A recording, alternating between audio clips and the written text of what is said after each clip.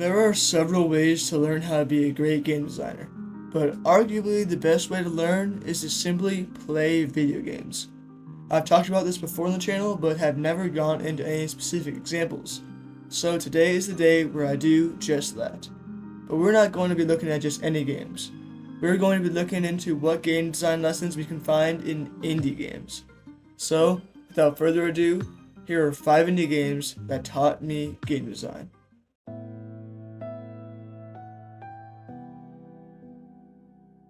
First on the list is none other than Team Cherry's hit Metroidvania, Hollow Knight, where you take on the role of the knight who must explore the deep kingdom of hollowness in order to fulfill his purpose.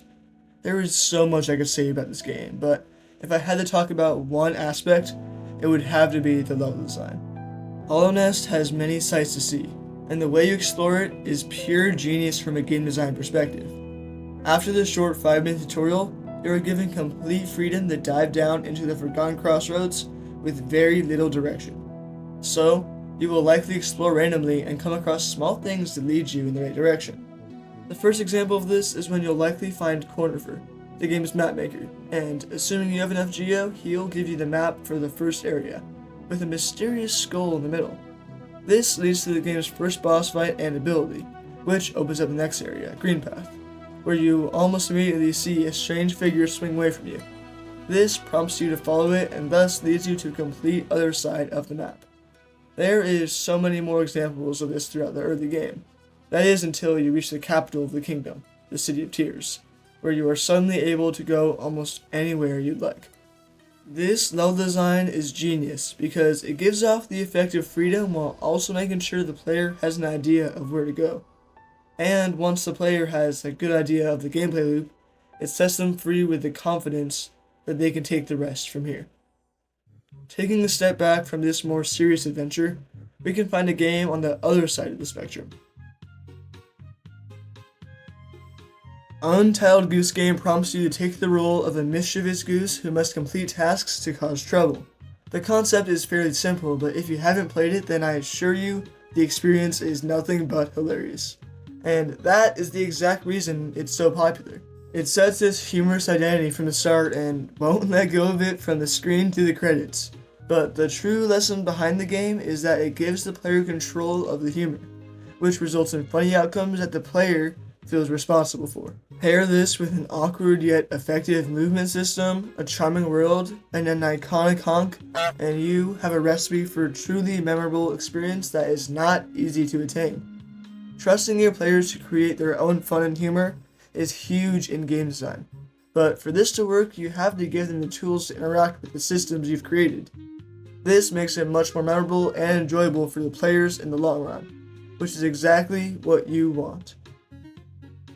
When it comes to indie platformer games, there is one that always comes to mind over the rest. Celeste has you take the role of Madeline, who has been struggling with anxiety and is determined to climb Mount Celeste and prove to herself she can do it.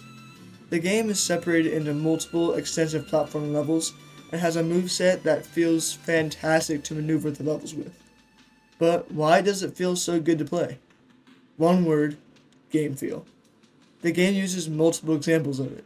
Screen shake and a quick pause whenever you dash, squishing and stretching Madeline's sprite when she jumps and hits the ground, and creating dust particles, among other things. These elements of game feel might seem small, but they make all the difference when it comes to setting the impact and adding game juice. Game feel is something that should be added in nearly every game when appropriate, whether it's a calming puzzle adventure or a high-speed racing game.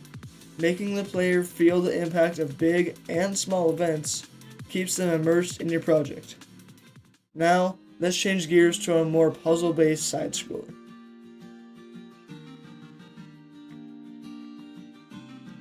At first sight, Limbo seems to be a pretty scary puzzle platformer.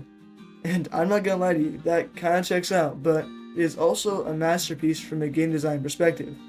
Unlike almost every other game known to man, Limbo doesn't use any text or dialogue for anything. So even for something as simple as the controls, you are left to find it out on your own.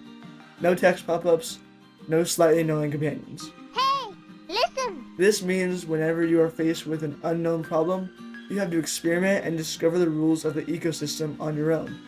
And especially considering that this world has no color, that seems like it'd be very difficult to do. But Limbo ensures that this is possible. The game has a very simple control scheme and builds up lessons in your head while playing through the game. So whether or not you are aware of it, you are constantly learning more about this world and how it functions, which makes the world feel real and makes you, the player, feel smart. To wrap up the list, we have a game made by a single person that has garnered a lot of attention over the years.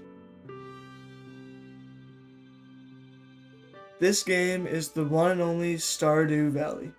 Like the other entries on this list, there is so much that can be said about this game, but what I'm going to discuss is the brilliant progression system.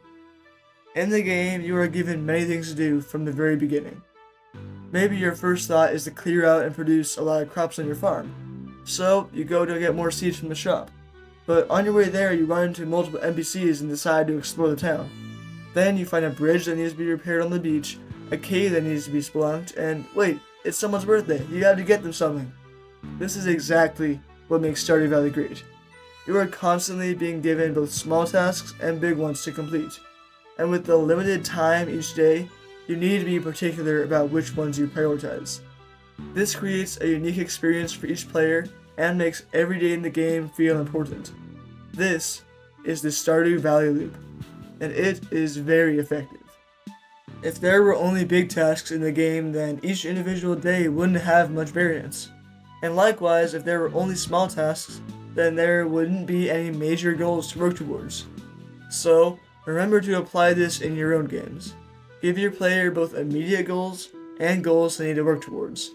If you can achieve this balance, then you can make a game that's worth playing. If you enjoyed this video, then please consider leaving a comment on your thoughts or other indie games that taught you game design. Maybe I'll even make a part 2. Also, think about subscribing so you don't miss out on future uploads. With that, my name is Huzi, and I hope to see you soon.